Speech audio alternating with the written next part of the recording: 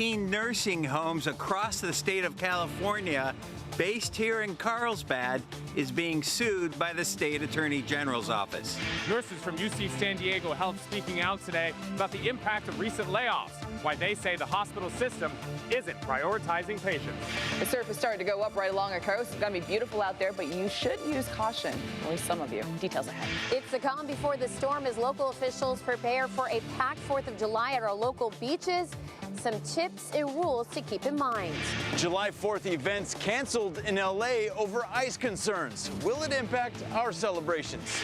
Mother, Pre-game at the Padres. How Jimmy's Buffet is hitting a home run for cancer research. CBS 8 News live at 6 starts now.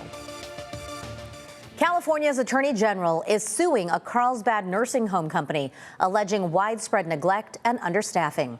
Good evening and thanks for joining us. I'm Marcella Lee. And I'm Anna Laurel. And tonight for Carla Chiquetto. Sweetwater Care owns 19 nursing homes across California. CBS 8's David Gottfredson spoke with the son of a woman who died while she was a patient at one of the facilities.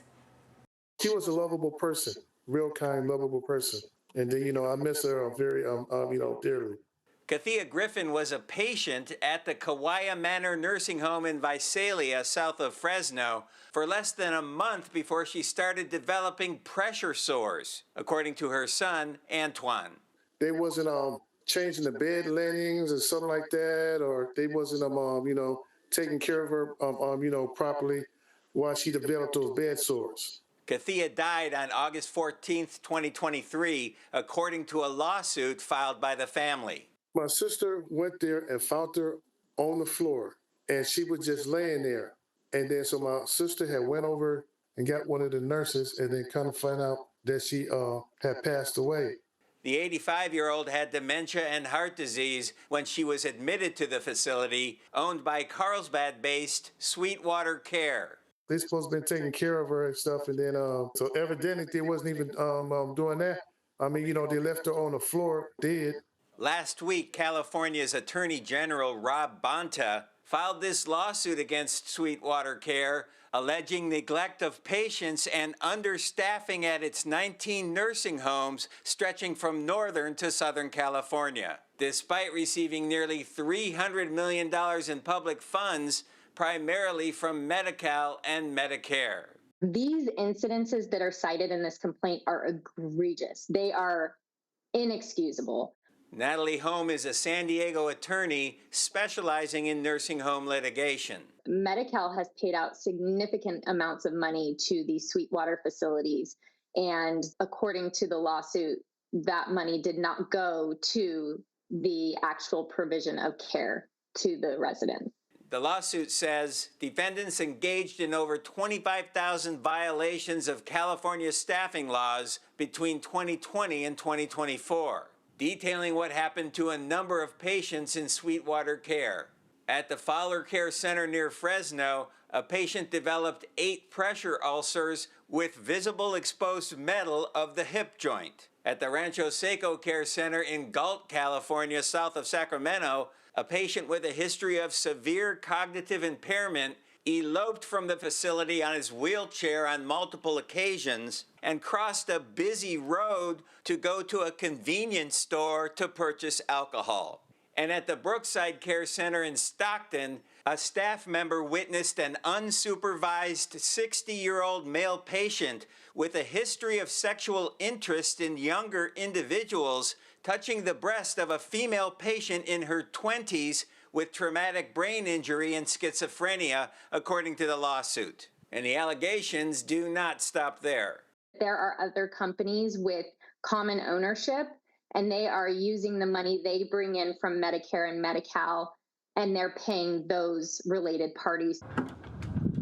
I reached out multiple times to Sweetwater Care at their offices in Carlsbad, trying to speak with the 2 owners named in the complaint, Aaron Chesley and James Gamet. The company's general counsel told me they would have no comment, a position that does not sit well with the son of one of the patients. The way, nursing homes do people now and stuff, it is awful. Now, this lawsuit was only recently filed against Sweetwater Care, so the case still has a long way to go in court, but we'll keep following developments. In Carlsbad, David Gottfredson, CBS 8. Those are horrible, eye-opening allegations. Thank you for bringing us that story, David. Nurses at UC San Diego Health say last week's layoffs are creating chaos, and they're not staying quiet about it. Those recent layoffs impacted more than 200 employees. CBS 8's Alex Cheney joins us now live with what nurses there are asking for. Alex? Yeah, I spoke to a lot of upset nurses and hospital staff here at UC San Diego Health in La Jolla today. They said that the company is prioritizing money over patient care.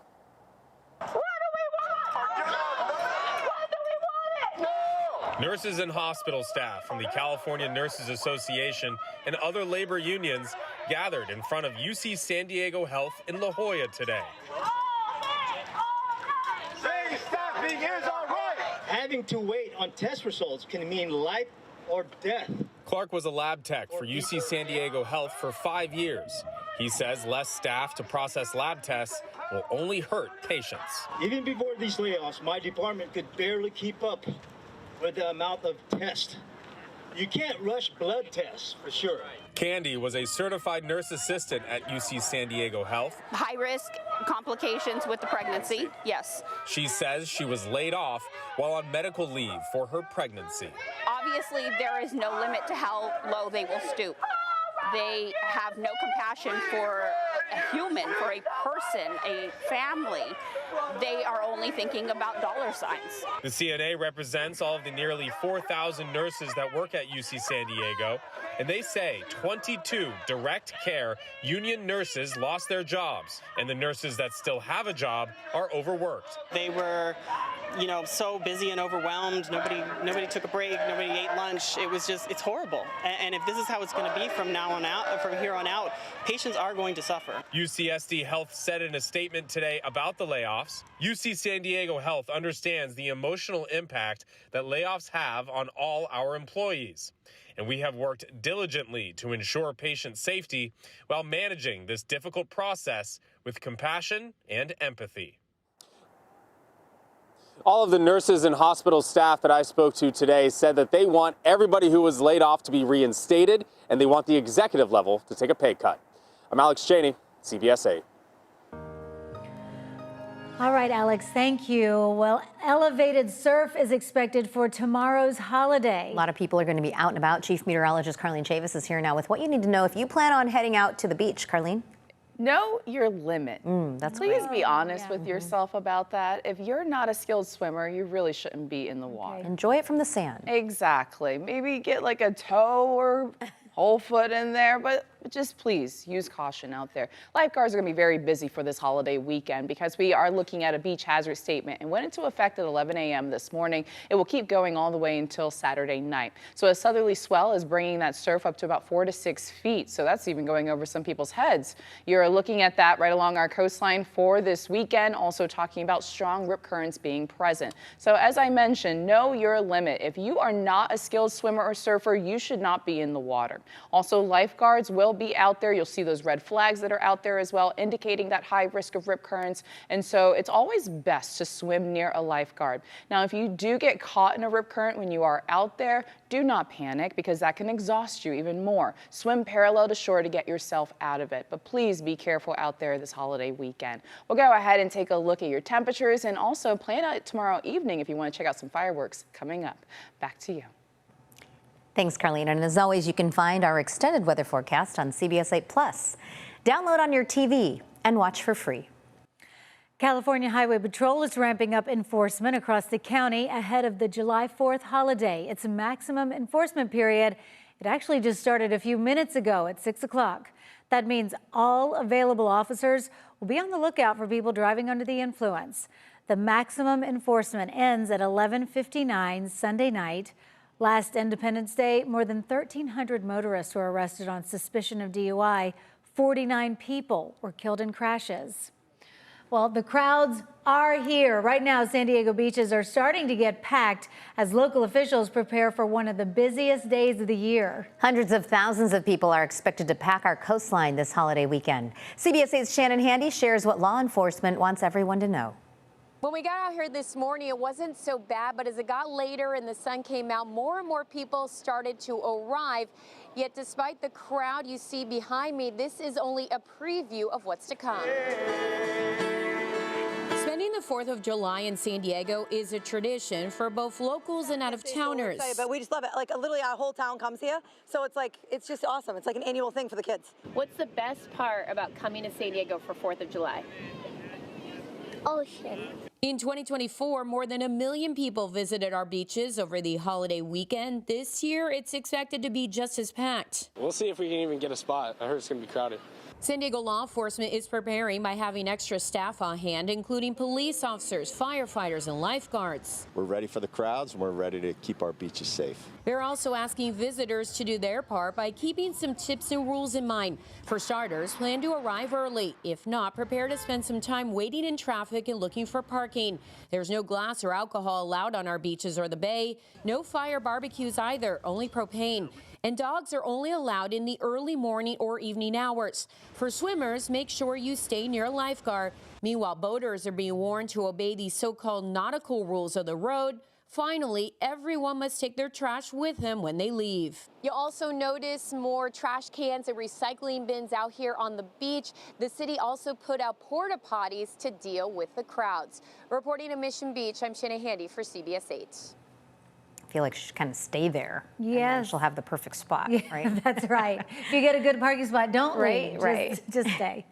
Get there early. Thanks, Shannon. Just in tonight, Crystal Pier will soon reopen after it was closed for repairs. It's been more than a year now. Yeah, on Monday, the iconic Pacific Beach Pier will open again to the public. Crystal Pier closed the winter of 2023 after storms and rough ocean conditions hit the nearly 100-year-old structure, damaging and breaking braces and pier piles. It took 18 months to complete the repairs and cost of the city of San Diego more than $2 million. But the happiness that brings everybody for it to be open is priceless, right? There's something about just walking down that pier and enjoying the beauty of it all. So yeah, I'm sure it'll be super popular once it opens. Perfect for summer.